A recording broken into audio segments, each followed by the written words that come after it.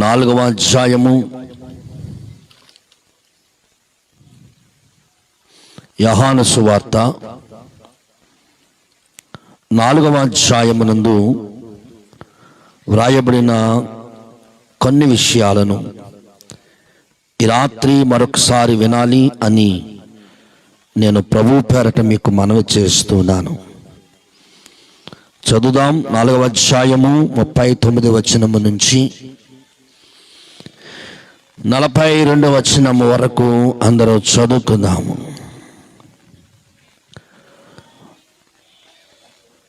యోహాను సువార్త 4వ అధ్యాయము 39వ వచనం నుంచి 42వ వచనం వరకు అందరు ఏక స్వరముతో చదువుదామండి. 1 2 3 గో.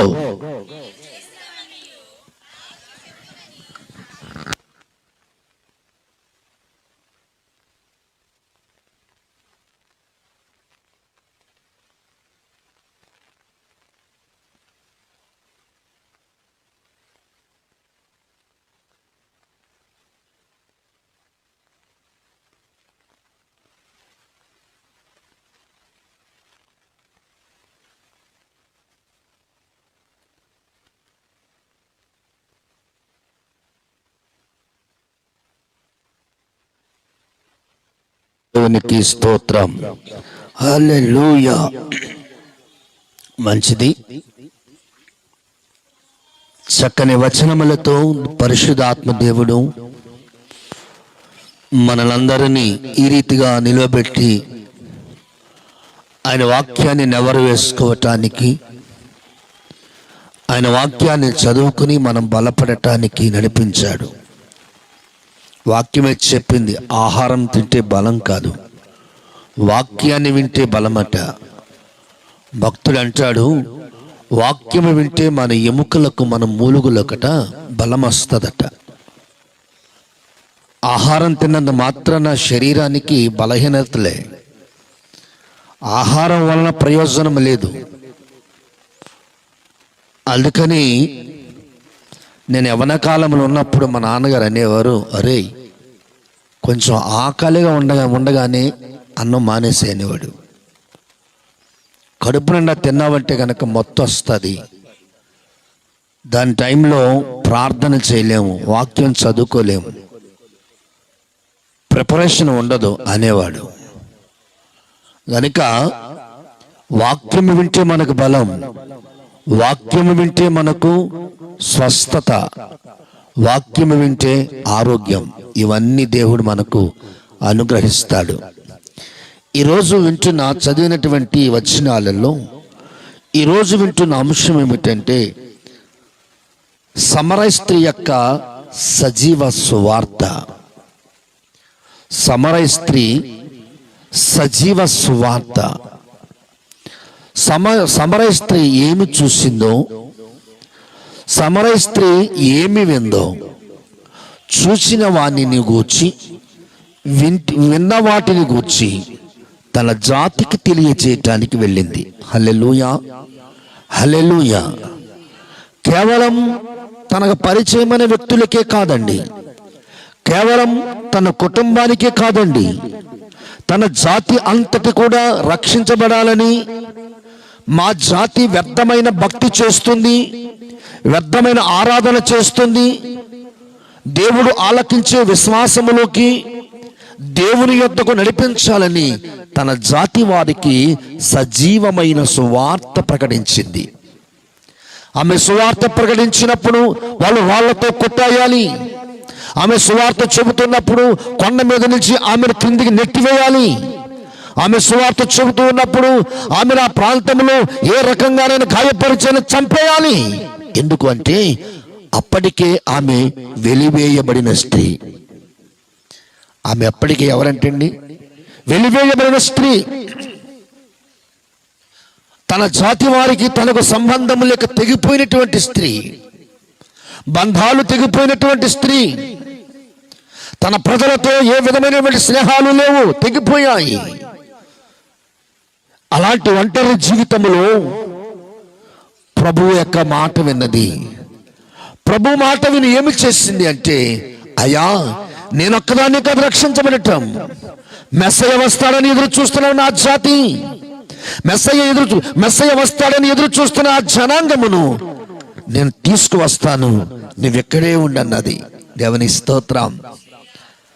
ప్రియులారా, సూర్యుడు ఆపిన వారిని చూసాము, వర్షాన్ని కురిపించిన వారిని చూసాము, కానీ యేసు క్రీస్తును ఆపిన స్త్రీని కూడా ఈ రోజున చూస్తున్నాము. సముద్రాన్ని చీల్చిన వారిని చూసాము, బండను కొట్టి నీళ్ళ రప్పించిన వారిని చూసాము, కానీ యేసు ప్రభువుని ఆపి అంది, నా జాతి అంతటికి నేను సజీవమైన సాక్ష్యాన్ని ఇచ్చి నీ పాదాల దగ్గర తీసుకొస్తాను, ఒక్కసారి వేచి ఉండు ప్రభువా అని వేడుకుంది. తన జాతి ప్రజలందరూ వచ్చే వరకు ప్రభు బావి దగ్గర కూర్చునే ఉన్నాడు. హల్లెలూయా. నీ సాక్ష్యం ఎలాగుంది? నీ జాతిని రక్షించుకోలేకపోయినా కలిసి నీ భర్తను రక్షించుకో. ఎన్నో సంవత్సరాలకి రక్షణ పొందావు, ఎన్నో సంవత్సరాలైంది బాప్తిస్మం పొంది, ఈనాటికి నీ భర్తను రక్షించుకోలేకపోయావు, ఈనాటికి నీ పిల్లల్ని రక్షించుకోలేకపోయావు. నీ ఇంట్లో నీదే భక్తి, నీ ఇంట్లో నీదే పాట, నీ ఇంట్లో నీదే ప్రార్థన, నీ ఇంట్లో ఎవరికి ప్రార్థన లేదు, నీ ఇంట్లో ఎవరికి విశ్వాసం లేదు. నీ ఒక్కరి ప్రార్థన ఎన్నో సంవత్సరాల నుంచి నీ ఇల్లంతటిని దేకుతూ ఉన్నావు, దొర్లుతూ ఉన్నావు. ఇంతవరకు నీ భర్తని గాని బిడ్డల్ని గాని నీ సహవాసానికి నడిపించలేకపోయావు. యావత్తు తన జాతినంతటిని సజీవ సాక్ష్యాన్ని చెప్పింది. ఎందుకో తెలుసా? ఆమె విడిచిపెట్టవలసింది విడిచిపెట్టింది. నీ భర్తను, నీ పిల్లల్ని నీవెందుకు రక్షించుకోలేకపోతున్నావు తెలుసా? నీ భర్తతో కలిసి, నీ బిడ్డలతో కలిసి టీవీ ముందు కూర్చుంటావు, నీ భర్తతో కలిసి, నీ బిడ్డలతో కలిసి మార్కెటింగ్ చేస్తావు, నీ భర్తతో కలిసి, నీ బిడ్డలతో కలిసి షాపింగ్ చేస్తావు, అన్నిటిలో నీ భర్తతో పంచుకుంటావు, అన్నిటిలో నీ పిల్లలతో పంచుకుంటావు. కానీ భక్తి విషయానికి వచ్చేసరికి, దేవుని యొద్దకు వచ్చేసరికి, మందిరానికి వెళ్ళేసరికి వాళ్ళెవరితోనూ మందిరానికి వెళ్ళావు. ఏది నీ భక్తి? పొరుగువానిపై ప్రేమ చూపని నీది క్రైస్తవమా? ఏది క్రైస్తవము? చూడు వాస్తవము. ఏది వాస్తవమైన సాక్షి నీలో ఉంది? ఏది సజీవమైన సాక్ష్యం నీలో ఉంది? సమరయ స్త్రీ. ఈ రోజున్న కోపం రేపటికి ఉండకూడదు, ఉదయాన్న కోపం సాయంత్రానికి ఉండకూడదు. రెండు వర్గాలు కలిసి రాజు కుదుర్చుకోవాలి. దేవునికి స్తోత్రం. హల్లెలూయా. సమరయ స్త్రీ చేసిన రెండు విషయాలు మీతో పంచుకోవాలని నేను ఆశపడుతూ ఉన్నాను. ఆమెలో ఉన్నటువంటి మొదటి తెగింపు ఏమిటి అంటే ఆత్మీయమైన ఉజ్జీవము గలది. ప్రభువు మాటలు విన్న తరువాత, ప్రభు యొక్క మాటలు విన్న తరువాత ఆమె జీవితంలో గొప్ప మార్పు వచ్చింది. దేవుని యొక్క వాక్యం విన్న తరువాత ఆమె జీవితంలో గొప్ప పెను మార్పులు కనిపించాయి. శారీరక సంబంధమైన పాపాలు, ఆత్మ సంబంధమైన పాపాలు విడిచిపెట్టి శారీరక సంబంధమైన బలహీనతలో నుంచి, ఆత్మ సంబంధమైన బలహీనతలో నుంచి ఎప్పుడైతే విముక్తి పొందిందో ఆమె ఇప్పుడు జీవిత సాక్ష్యాన్ని మార్చుకుంది. పాత జీవితాన్ని విడిచిపెట్టింది, పాత బ్రతుకులు విడిచిపెట్టింది, పాత పద్ధతులు విడిచిపెట్టింది, పాత అలవాట్లు విడిచిపెట్టింది, సాంప్రదాయాలు విడిచిపెట్టింది, ఆచారాలు విడిచిపెట్టింది. నా దేవుని కొరకు నేను క్రొత్తగా జీవించాలనుకుంది. రక్షణ పొందిన నీవు దేవుని కొరకు క్రొత్తగా ఉన్నావా? ఇంకా పాత పద్ధతుల్లోనే ఉన్నావా? బాప్తిసం పొందిన నీవు కొత్త పద్ధతుల్లో ఉన్నావా? ఇంకా పాత పద్ధతుల్లో నడుచుకుంటున్నావా? నీ ప్రార్థన దినదినము కొత్తగా ఉండాలి. ప్రార్థన కొత్తగా ఉండాలి.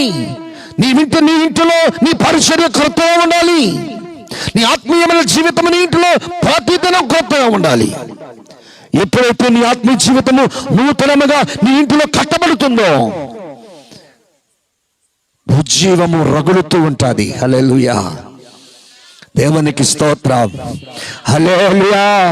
హల్లెలూయా, హల్లెలూయా. ఆత్మీయ ఉజ్జీవం నీలోంచి రగలాలి. అది నీరున్న నీ ఇంట్లో ప్రారంభమవ్వాలి. నువ్వు పురుషుడైనాను, నువ్వు స్త్రీ అయినను నీ ఇంటిలో రగలాలి ఆత్మీయ ఉజ్జీవం.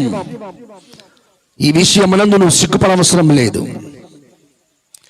వాళ్ళు వీళ్ళు ఏమనుకుంటారనుకుంటున్నావేమో, అలా అనుకునే వాళ్ళందరికీ నువ్వు ఆత్మీయ తల్లిగా ఉంటావు.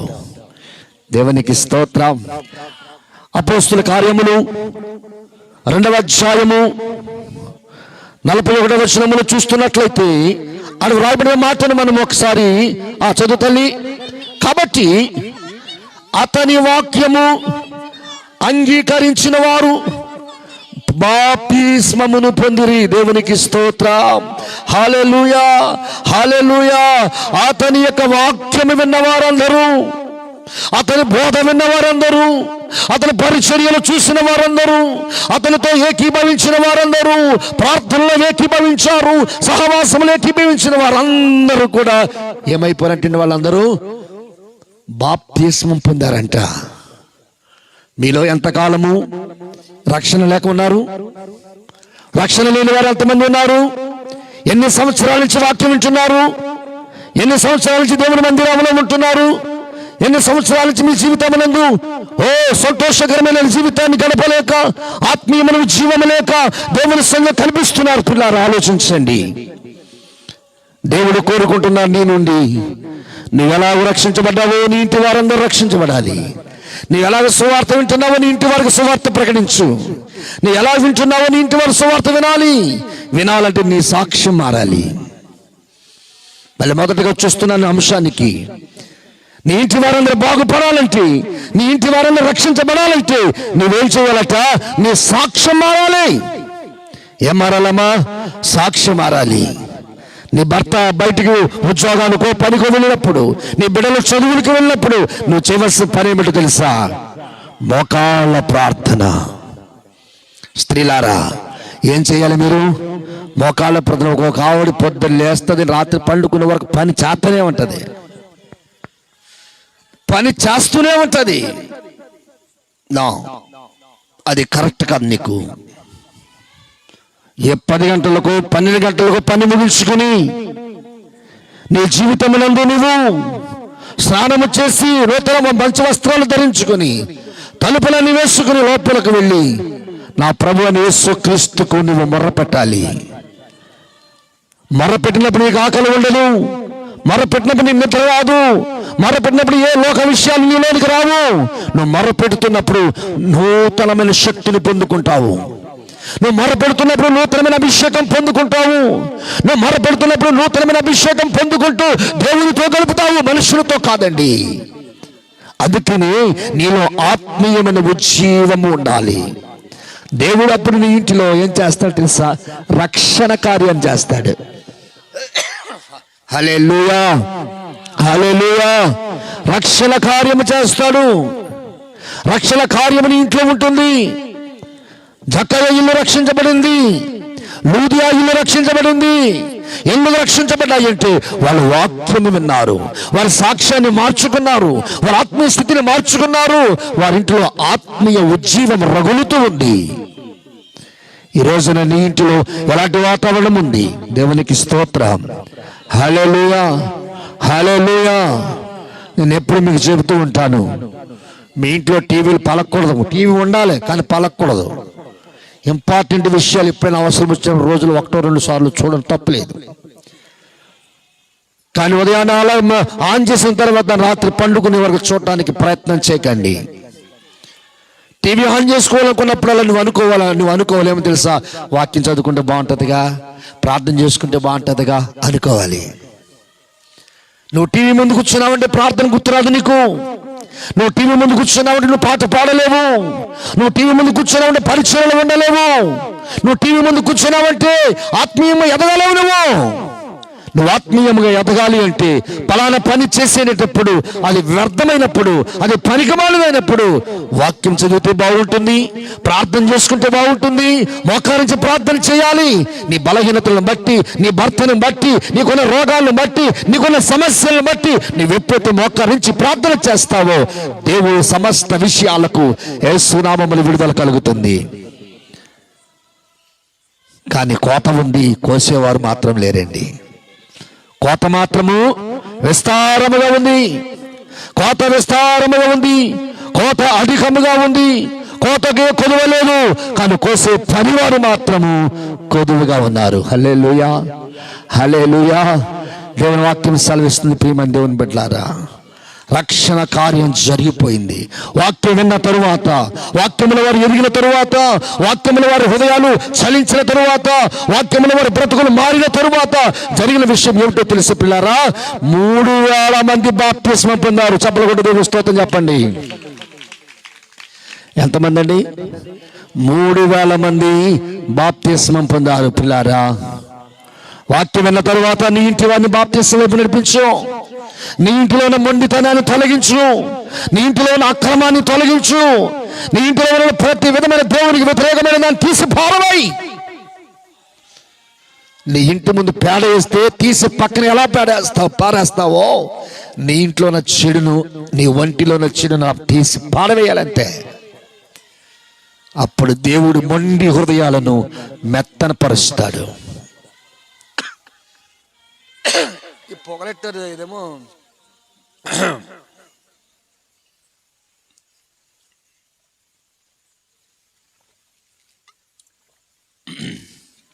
అందువలన పిల్లారా, వాక్యము విన్న వెంటనే 3,000 మంది వారు రక్షణ పొందినట్లుగా మనం చూస్తూ ఉన్నాము. దేవునికి స్తోత్రం. అపోస్తుల కార్యములు 8వ అధ్యాయము 6వ వచనం కూడా చదువుదాం. చూడండి, అపోస్తుల కార్యములు 8వ అధ్యాయము 6వ వచనంలో రాయబడిన మాట. జనసమూహము వాక్యమును విని ఫిలిప్పు చేసినటువంటి సూచక క్రియలను చూచిన తరువాత అతడు చెప్పిన వాక్యముని యందు ఏక మనస్సుతో వారందరూ లక్ష్యం ఉంచిన కారణాన అనేకులకు పట్టిన దయ్యముల నుంచి ఆలు పెద్ద కేకలు వేసు ఆ దయ్యములన్నీ వారిని వదిలిపోయెను. దేవునికి స్తోత్రం. విషయం ఏమిటంటే వాక్యము వింటే స్వస్థత కలుగుతుంది. వాక్యం ఎలా వినాలి? భక్తితో వినాలి. వాక్యం ఎలా వినాలి? విశ్వాసంతో వినాలి. వాక్యం ఎలా వినాలి? శ్రద్ధగా వినాలి. వాక్యం వింటూ మనస్సును మరొక దాని వైపుకు కేంద్రీకరించకూడదు. వాక్యం వింటూ మనస్సు మరొక పని వైపుకు తిప్పకూడదు. వాక్యం వినేటప్పుడు నీ మనస్సు వాక్యము వైపుకే తిప్పాలి. అప్పుడు నీకు, నీ శరీరానికి, నీ ఆత్మకు స్వస్థత కలుగుతుంది. దేవునికి స్తోత్రం. సజీవమైన సాక్ష్యం. ఏ సాక్ష్యం అండి? సజీవమైన సాక్ష్యం, సజీవమైన సువార్త నీలో నుంచి రావాలి. ఎవరి నుంచి రావాలండి? వాక్యము వింటున్న మీ అందరిలో నుంచి. దేవునికి స్తోత్రం చెప్పండి.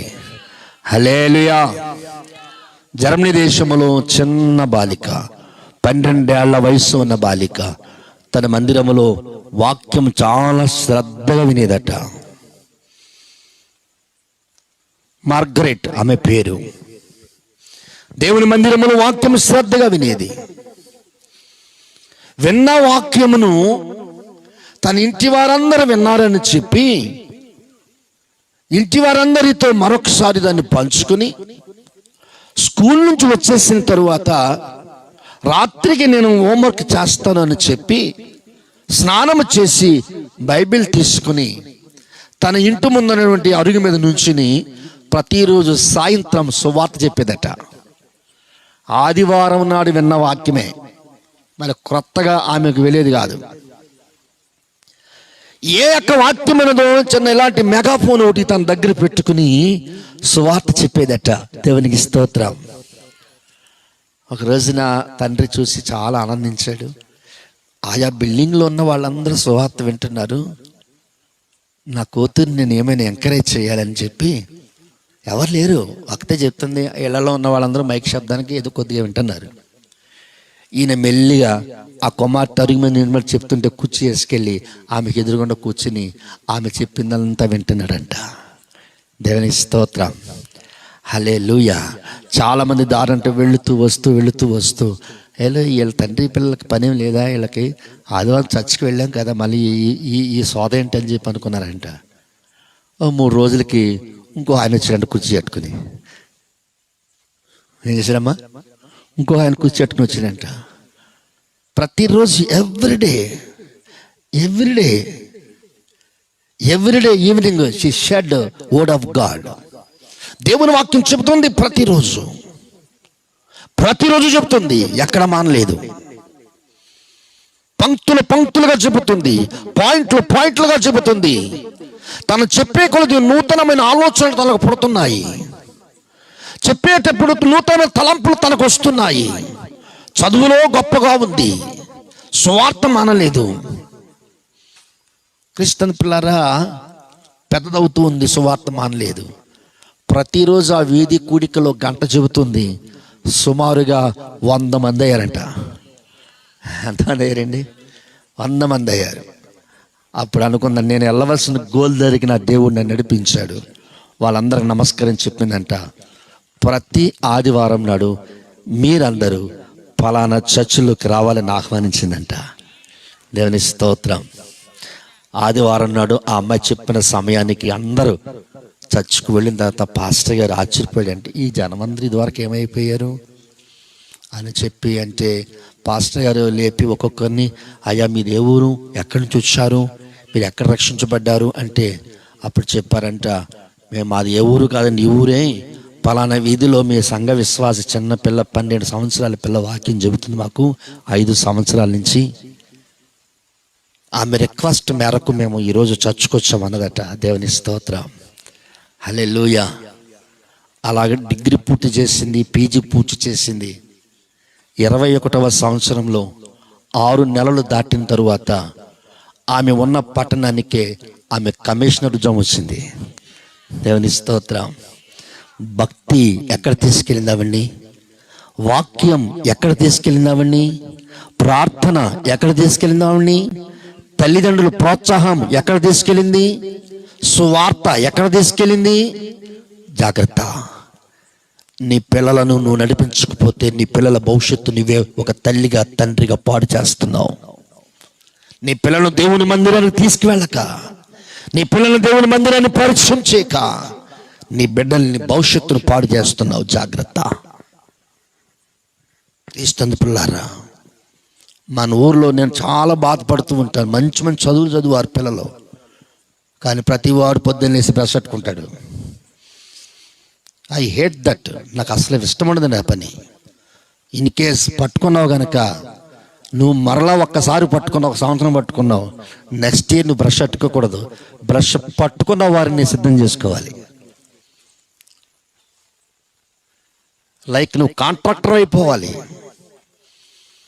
ఒకరి చేతి కింద నువ్వు ఎంతకాలం ఉంటావు? దేవుడు యోసేపును రాజు చేతి కింద పెట్టలేదు, రాజుకి తలమానికంగా పెట్టాడు. దేవునికి స్తోత్రం. రెండవదిగా నేను చెప్పి ముగిస్తానండి.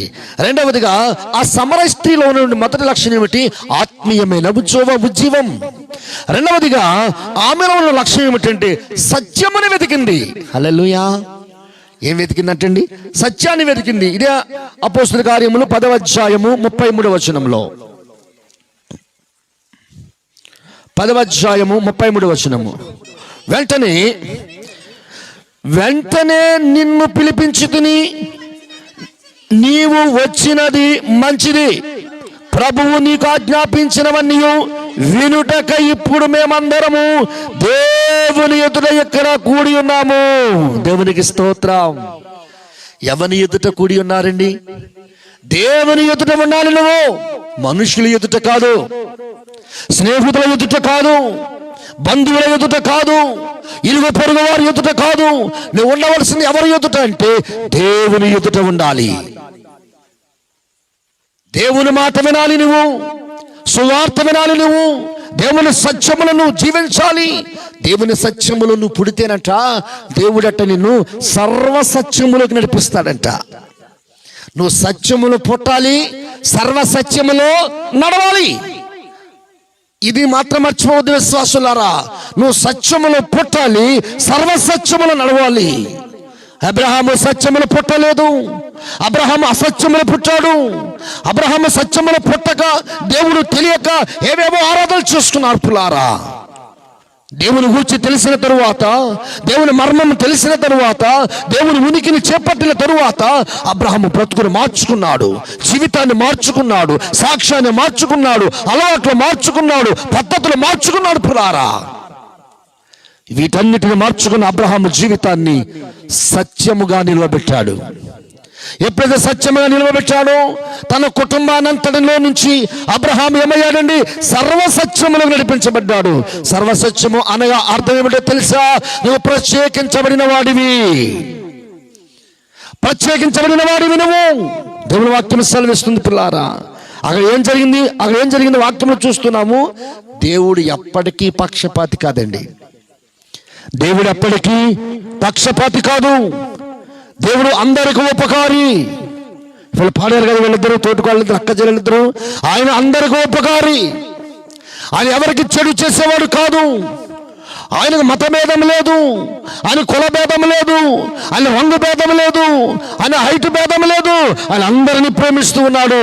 భాష భేదం లేదు, దేశ భేదం లేదు ఆయనలో. ఆయన నిన్ను ప్రేమించినట్లుగా నన్ను ప్రేమిస్తున్నాడు. నా దేశాన్ని ప్రేమించిన మరొక దేశాన్ని ప్రేమిస్తున్నాడు. పురారా, ఆయన అందుకనే వాక్యం సెలవిస్తుంది. యోహాన్ అన్నాడు, శిష్యులందరికంటే చిన్నోడు ఎవరో? యోహాను. 12 మంది శిష్యుల్లో చిన్నోడు ఎవరండి? యోహానే. యోహాన్ అంటున్నాడు కదా, దేవుడు లోకముని ఎంతో ఎంత ప్రేమించాడు.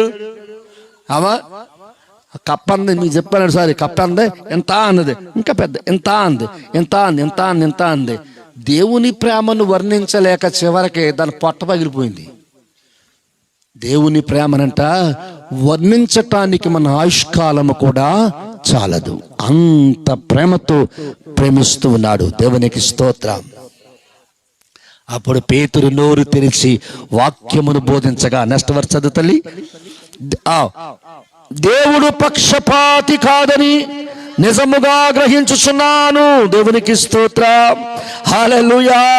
దేవుడు ఎవరు కాదంటండి, పక్షపాతి కాదు. ఆయన భేదము లేనివాడు, ఆయన విమతము లేనివాడు, కమతములు లేనివాడు. ఆయనను ప్రేమించే దేవుడై ఉన్నాడు. దేవునికి స్తోత్రం. 15వ అధ్యాయము 9వ వాక్యములో కూడా మరొక మాట మనము జ్ఞాపకం చేసుకోవాలని ప్రభు పేట మనం చేస్తున్నాను. వారి హృదయములను విశ్వాసము వలన పవిత్రపరిచి ఏ భేదమైనను కనుబరచలేదు. దేవునికి స్తోత్రం. ఆయన ఎవరు అంటే, చదివిన మాటకు భావం ఏమిటంటే, ఆయన హృదయాలను ఎరిగినవాడు. ఎవరంటే ఆయన హృదయాన్ని ఎరిగినవాడు. ఈ రాత్రి నీ హృదయాన్ని ఎరిగినవాడు ఎవరంటే యేసయ్య. ఈ రాత్రి నా హృదయాన్ని ఎరిగినవాడు ఎవరంటే యేసయ్య. ఈ రాత్రి మనందరి హృదయాలను ఎరిగినవాడు ఎవరంటే యేసయ్య. సమరయ స్త్రీ చెప్పిన మాట ఏమిటి అంటే, సజీవ సువార్త. నీ నుండి కూడా రాత్రి సజీవమైన సువార్త నీ ఇంట్లో ఉండాలని ఆశపడుతూ నా మాటలు ముగిస్తున్నాను. ప్రార్థన చేసుకున్నాము. గ్లోరీ హల్లెలూయా. స్తోత్రం, స్తోత్రం, స్తోత్రం, స్తోత్రం. హల్లెలూయా. స్తుతి, స్తుతి, స్తుతి, స్తుతి, స్తుతి, స్తుతి, స్తుతి, స్తుతి, స్తుతి. హల్లెలూయా. Glory, glory, glory. నమ్మకమైన దేవుడవయ్యా, నీవే చాలు యేసయ్యా. పాడాలి. నమ్మకమైన దేవుడవైనా నీవే చాలు యేసయ్యా. ఏ స్తుతిమై ఉన్నా నేనేమై ఉన్నా, ఏ స్థితిమేనున్నా నేనేమై ఉన్నా, ఇంకేమీ కోరుకోనయా. ఆమేన్. ఇంకేమి కోరుకోనయా, నమ్మకమైన దేవుడవైనా నీవే చాలు యేసయ్యా. నమ్మకమైన దేవుడవైనా నీవే చాలు యేసయ్యా. ప్రార్థించుకుందాం. నమ్మకమైన దేవా, ఆశ్చర్యకరమైన యేసు మీకు వందనాలు. ఇది నా కుటుంబం నీ సేవలో ఉందయ్యా. ఏ విధమైన దోషమైనను, ఏ విధమైన పాపమైనను దాచుకొనకుండా ఈ లోకములో సమస్తాన్ని విడిచిపెట్టి నీ వైపుకు తిరిగినప్పుడు ఎన్నెన్నో అవమానాలయ్యా. ప్రత్యక్షంగా పరోక్షంగా అవమానాలు ఎదురైన సజీవ సువార్తను ప్రకటించాము. నేడు నీ బిడ్డల్ని ఎలాగున సమకూర్చుకున్నావు. సాక్ష్యాన్ని పాడు చేయలేదు.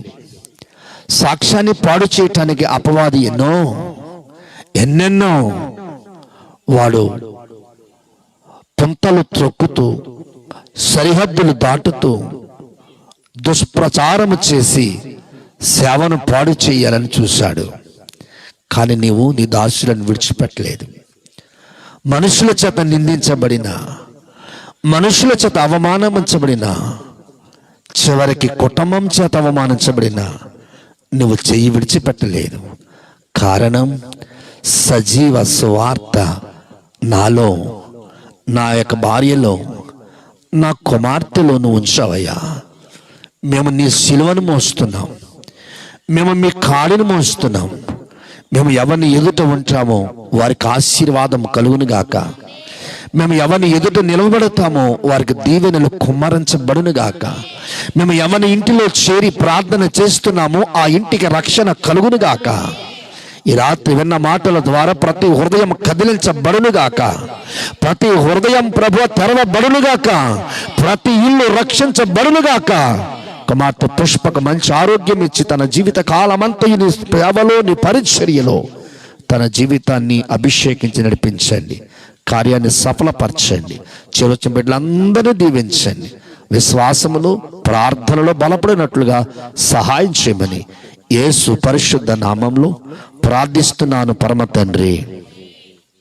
తండ్రి అయిన దేవుని ప్రేమ, కుమారుడైన క్రీస్తు యేసు కృప, పరిశుద్ధాత్మని అనోన్య సహవాసం మనందరికి ఇప్పుడు ఎల్లప్పుడూ సదాకాలం తోడైండును గాక. యేసు రక్తమే జయం. ప్రభు యేసు నామమునకు జయం. ప్రభు యేసు రక్తమునకు సంపూర్ణ విజయము కలుగును గాక. అపవాది క్రియలు అనంత నాశముగును గాక. ఆమేన్, ఆమేన్, ఆమేన్. అందరికీ వందనాలండి. అందరికీ వందనాలు. Thank you. దయచేసి పలహారం పెడుతూ ఉన్నారు. అందరూ ఏకీభవించారు.